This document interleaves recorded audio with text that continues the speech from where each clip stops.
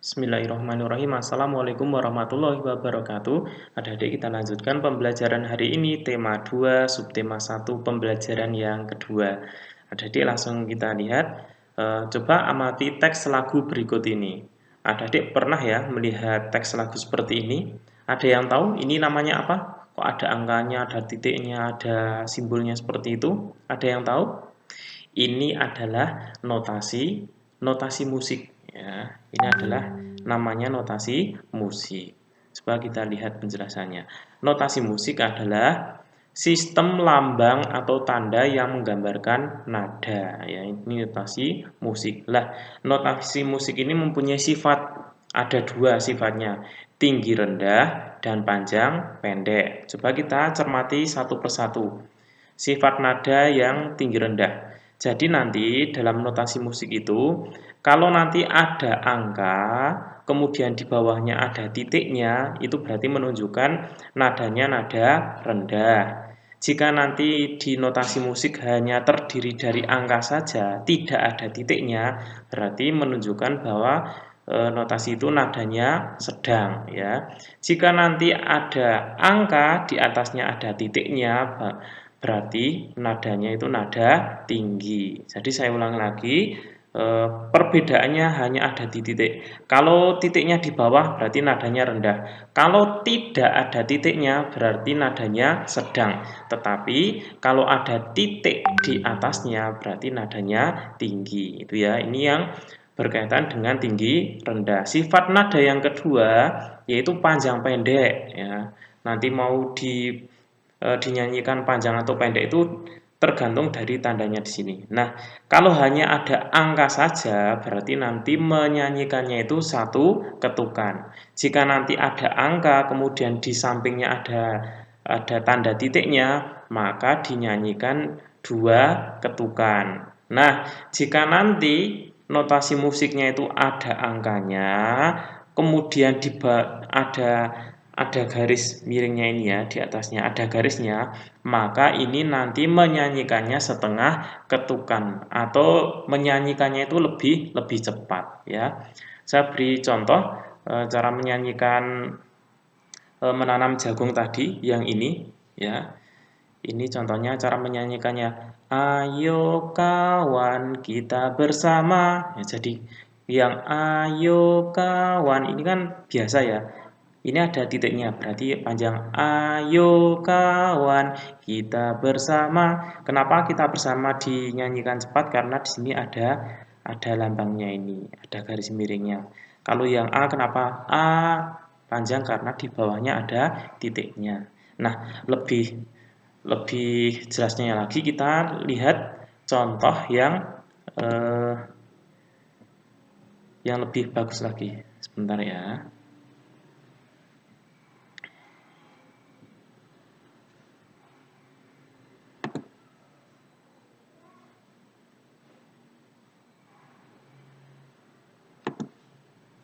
Coba kita lihat contoh berikut ini ya.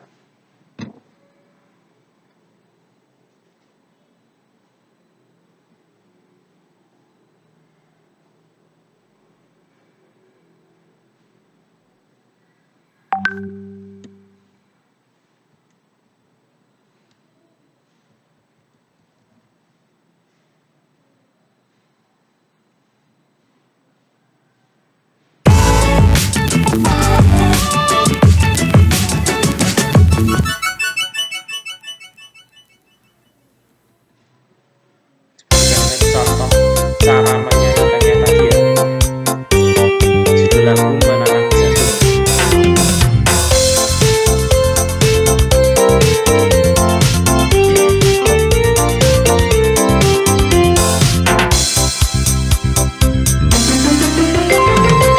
Ayo kawan kita bersama menanam jagung di kebun kita. Ambil cangkulmu, ambil tangkurmu, kita bekerja tak jemu-jemu. Cangkul, cangkul, cangkul yang dalam, tanah yang longgar.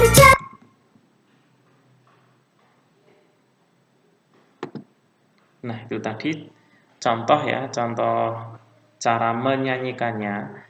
Judul lagu Menanam Jagung tadi ada 2 contoh dari Pak Guru dan video tadi.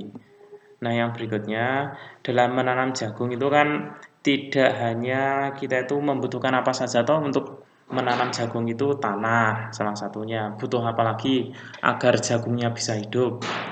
Butuh air. Ya, salah satunya adalah butuh air.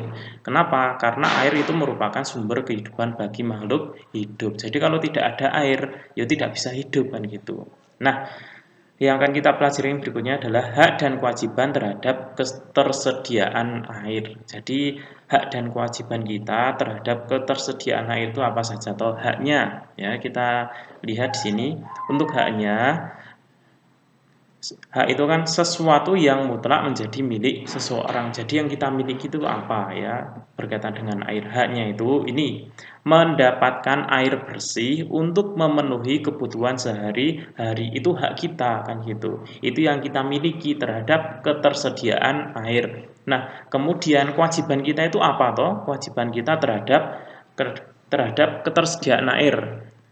Kalau ada yang belum tahu kewajiban adalah sesuatu yang harus dilakukan oleh seseorang. Jadi yang harus kita lakukan terhadap air itu apa saja toh? Yang pertama, tidak membuang sampah di sungai ya. Kenapa? Karena kalau membuang sampah di sungai nanti airnya akan menjadi tercemar ya, menjadi kotor. Yang berikutnya, membersihkan sungai dari sampah. Itu kewajiban siapa? Ya kewajiban kita kan gitu. Kalau ada sungai di depan rumah kita ya kita harus membersihkan. Itu menjadi kewajiban kita, bukan kewajiban siapa-siapa ya. Biar kita itu tumbuh kesadaran ya, diperintah atau tidak ya sudah membersihkan air yang ada di sungai. Yang berikutnya, mengadakan reboisasi atau penghijauan. Kenapa? Biar airnya itu tersedia lebih banyak kan gitu. Yang berikutnya, hemat dalam menggunakan air. Jadi gunakan air secukupnya sesuai dengan kebutuhan dan keperluan kita. Kalau tidak digunakan ya sudah, keran yang ada di kamar mandi misalnya itu sudah dimatikan saja. Misalnya ada yang beralasan, tempat saya kan airnya banyak melimpah ruah, boleh tidak kalau saya nyalakan terus? Ya tidak boleh kan gitu, tetap kita menggunakan air secukupnya agar air yang lainnya itu masih tertampung dan bisa digunakan oleh orang lain yang lebih membutuhkan kan gitu. Kita gunakan secukupnya saja sesuai dengan kebutuhan kita. Nah itu hak dan kewajiban kita terhadap ketersediaan air. Jadi ada haknya, ada kewajiban, ini harus dilaksanakan. Itu untuk tugasnya adik-adik hari ini menyanyikan lagu Menanam Jagung. Tadi kan sudah diberi contoh ya, 1 bait saja. Lihat di buku pendamping halaman 9. Halaman 9 ada ini ya, di buku pendamping. Nanti halaman 9 silahkan dinyanyikan.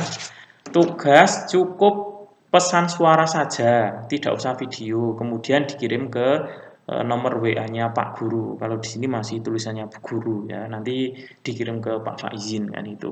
Yang kedua, mengerjakan latihan soal melalui Google Form yang akan Pak Guru share nanti. Terima kasih. Assalamualaikum warahmatullahi wabarakatuh.